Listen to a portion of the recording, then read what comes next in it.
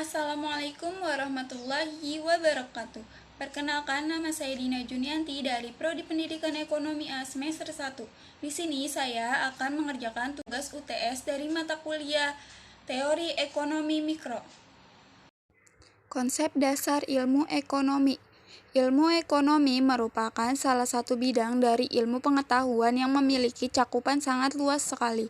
Pada dasarnya, setiap ekonomi dalam pengertian ilmu ekonomi itu sama di antara satu ekonomi dengan lainnya. Ada 3 hal pokok yang terdapat dalam pengertian ilmu ekonomi, yaitu pertama kelangkaan, kedua kemakmuran, ketiga kepuasan. Pokok masalah ekonomi. Terdapat beberapa masalah pokok perekonomian, yaitu masalah pokok perekonomian klasik, masalah distribusi, dan masalah konsumsi. Sistem perekonomian terdapat beberapa sistem perekonomian, yaitu pertama sistem ekonomi tradisional, kedua sistem ekonomi komando, ketiga sistem ekonomi liberal, keempat sistem ekonomi campur. Konsep permintaan. Permintaan adalah keinginan konsumen membeli suatu barang pada berbagai tingkat harga selama periode waktu tertentu. Permintaan dapat dibedakan menjadi 2 kelompok, yaitu pertama menurut daya beli. Permintaan menurut daya beli ada permintaan efektif, permintaan potensial, dan permintaan absolut. Yang kedua ada permintaan pendukungnya. Ada permintaan individu dan permintaan kolektif atau permintaan pasar.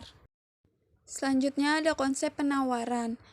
Dalam ilmu ekonomi, penawaran diartikan sebagai jumlah barang dan jasa yang dipasuk oleh produsen ke pasar konsumen, baik berupa barang maupun jasa pada berbagai tingkat harga dalam periode waktu tertentu.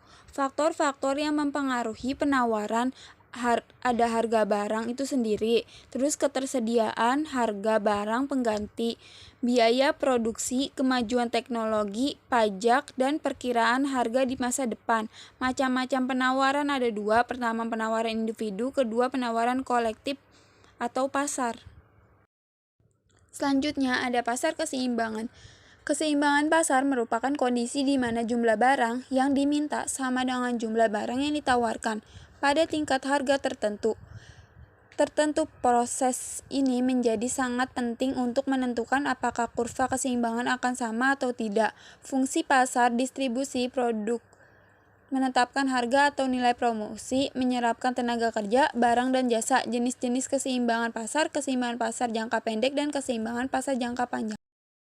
Elastisitas permintaan. Dalam ilmu ekonomi, elastisitas permintaan atau Fritz elasticity of demand adalah ukuran perubahan jumlah permintaan barang terhadap perubahan barang itu sendiri.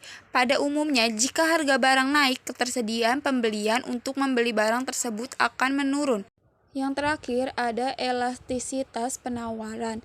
Elastisitas adalah pengertian yang menggambarkan derajat kepekaan perubahan suatu variabel akibat adanya perubahan variabel lain.